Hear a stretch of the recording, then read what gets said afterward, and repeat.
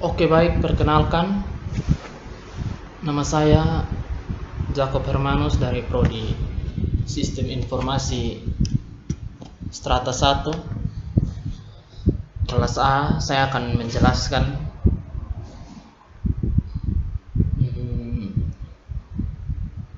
materi tentang hak intelektual dan hak yang mengikat. Hak intelektual merupakan hal eksklusif yang diberikan negara kepada seseorang atau sekelompok orang maupun lembaga untuk memegang kuasa dalam menggunakan dan mendapatkan manfaat dari kekayaan intelektual yang dimiliki atau diciptakan. Merupakan terjemahan dari IPR sebagaimana diatur dalam Undang-Undang Nomor 7 Tahun 1994 tentang pengesahan WTO. Pengertian intelektual sendiri adalah pemahaman mengenai hak atas kekayaan yang timbul dari kemampuan intelektual manusia yang mempunyai hubungan dengan hak seseorang secara pribadi, yaitu hak asasi manusia,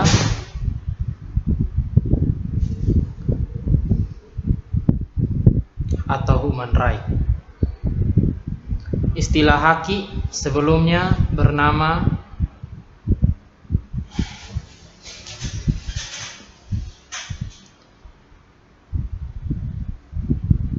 hak milik intelektual yang selama ini digunakan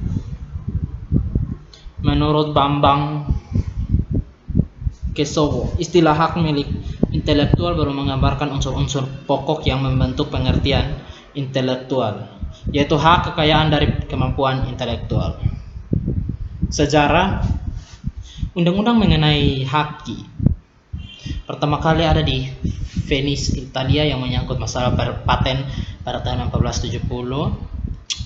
Penemu yang muncul dalam kurun waktu tersebut dan mempunyai hak monopoli atas penemuan mereka diantaranya adalah Caxton, Galileo, dan Gutenberg. Oke, di Indonesia haki mulai populer memasuki tahun 2000 sekarang, tetapi ketika kepopulerannya itu sudah mencapai puncaknya, grafiknya menurun. Ketika mengalami penurunan, muncullah hukum siber yang ternyata perkembangan dari haki itu sendiri. Jadi haki akan terbawa terus seiring dengan ilmu-ilmu yang baru, seiring dengan perkembangan teknologi yang tidak pernah berhenti berinovasi. Yang ketiga, macam-macam dari haki. Terdapat macam-macam yang ada di dunia ini dan khususnya yang ada di Indonesia. Pada prinsipnya hak itu dibagi menjadi dua kelompok besar. Yang pertama adalah hak cipta. Oke, kita membahas sejarah hak cipta. Pada zaman dahulu, tahun 600, seseorang dari Yunani bernama Pehriat menemukan dua tanda baca, yaitu titik dan koma. Anak bernama Apulus menjadi pewarisnya dan pindah ke Romawi. Pemerintah Romawi memberikan pengakuan, perlindungan, dan jaminan terhadap karya cipta ayahnya itu untuk setiap penggunaan, pengandaan, dan pengumuman atas penemuan Pehriat itu. Apulus memperoleh penghargaan dan jaminan sebagai pencerminan pengakuan hak tersebut. Apulus ternyata orang yang bijaksana dan tidak menggunakan seluruh honorarium yang diterimanya. Honor titik digunakan untuk keperluan sendiri sebagai ahli waris, sedangkan honor koma dikembalikan ke pemerintah Romawi sebagai tanda terima kasih atas penghargaan dan pengakuan terhadap hak cipta tersebut. Terus tarikan sejarah, sekarang kita membahas pengertian dari hak cipta. Hak cipta menurut Undang-Undang Nomor 19 Tahun 2002, hak cipta adalah hak eksklusif bagi pencipta atau penerima hak untuk mengumumkan atau memperbanyak ciptanya atau memberikan izin untuk itu dengan tidak mengurangi pembatasan-pembatasan menurut peraturan perundang-undangan yang berlaku. Pasal 1 butir 1.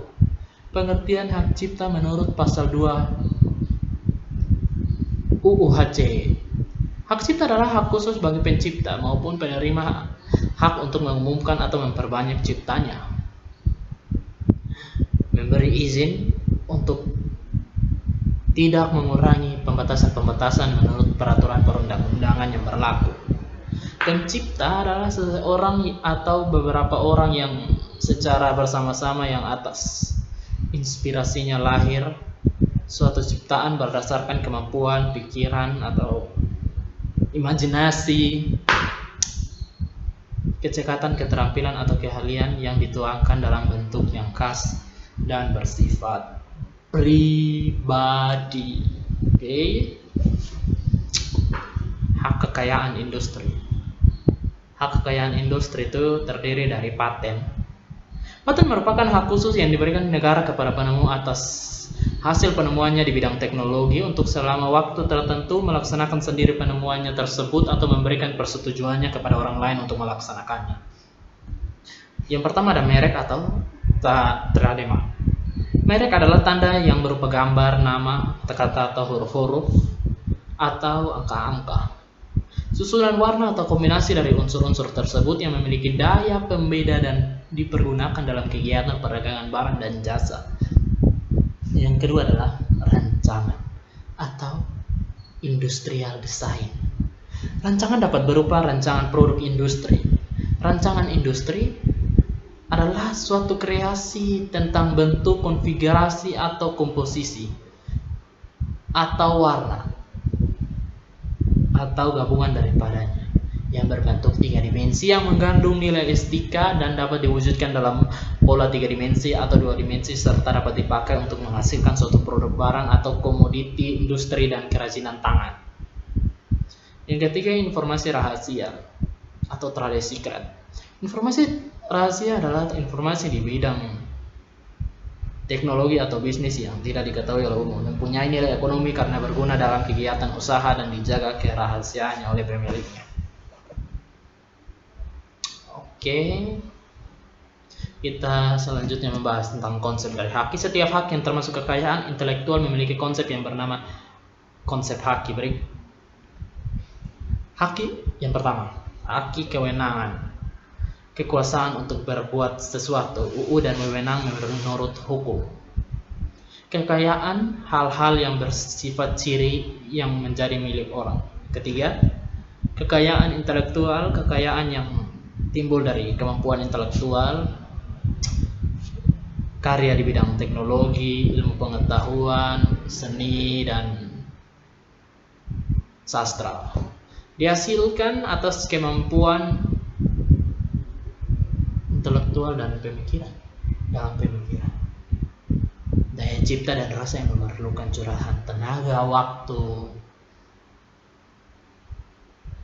dan biaya untuk memperoleh produk baru dengan landasan kegiatan penelitian atau yang sejenis. Oke? Yang kelima ada dasar hak intelektual. Berbagai karya intelektual memiliki dasar-dasarnya tersendiri. Yang pertama, hasil suatu pemikiran dan kecerdasan manusia yang dapat membentuk penemuan, desain, seni, karya tulis, atau penerapan praktis suatu ide. Yang kedua, dapat mengandung nilai ekonomis dan oleh karena itu dianggap suatu aset komersial. Oke. Kalau begitu sekian dari presentasi saya mengenai hak